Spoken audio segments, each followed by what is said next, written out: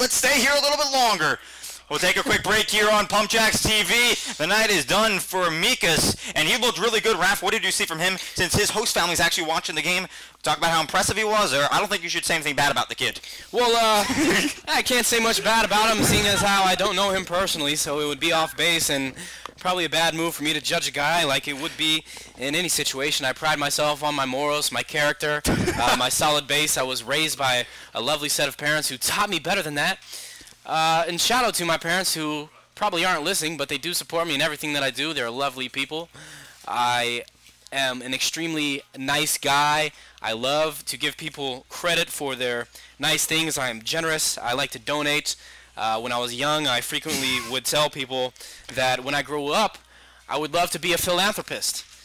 It's kind of a generic, kind of broad answer, but I would love to do nothing in the world, sit around all day, but be productive for the sake of others who need it more. I compare myself to other people, the Michelangelos, the Dennis Rodmans of the world. I just am a solid person, and I don't mean to brag or boast, but I am probably one of the top 4 most genuine people breathing on the face of the earth today, and I'm sure Mekas is a top 10.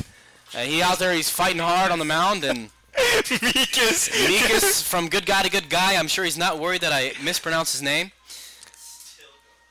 It's 5-3, bottom of the 14th inning. And that right there is Ralph's scouting report on Mikas. We do appreciate it. And again, Ralph, with the shout out to his parents, I would give mine a shout out, but they are sleeping like normal human beings would at this time of night. Did your dad leave? Yeah, my dad was here and he went back to the hotel to go to sleep. He left his own son because the game is so late. Anyone who's going to listen to this broadcast in the future is just going to it's like whoever's in this booth can talk. So the new pitcher is Evan Carr, says the guy who thinks who he knows who it is. Says the guy. And that's, you're right, Evan Carr, number 22, the right-hander, who'll come in and try to retire Mr. Lear. Lear joined us in the press box if you missed it. During the break, we had a slight little power outage. Lear came in to take a test. He had to take a test before deadline, and hopefully he got it in. And Lear actually showing bunt. He bunted foul. We're going to do our best to give radio play-by-play and be professional because these are actually big moments of the game. 2 on, only 1 man down here in the bottom half of the 14th inning. Again, our camera is dying. We're charging it quickly, but we'll get it back on actually for the next batter so you guys can see what's going on and rather than just hear our voice. But it's tough when you've got a 5-hour game to keep one little battery ready for the entire game. But count no balls and 1 strike here on James Lear. 2 Pump Jacks on base here in the bottom half of the 14th inning.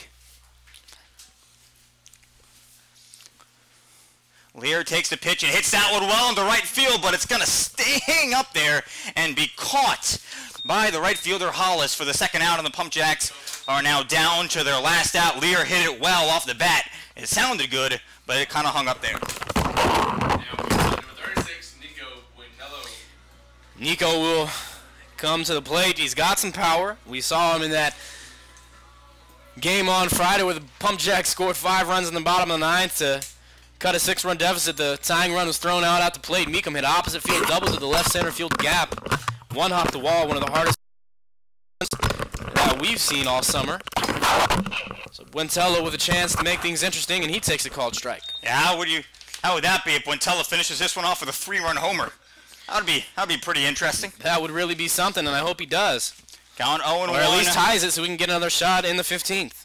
0-1 on Wintello. Here's the pitch to him, and he hits that one on the ground, goes back to the pitcher, and this one is finally over in the 14th inning. The Bombers do win it. A 4-hour and 44-minute game, but the Pump Jacks fall short.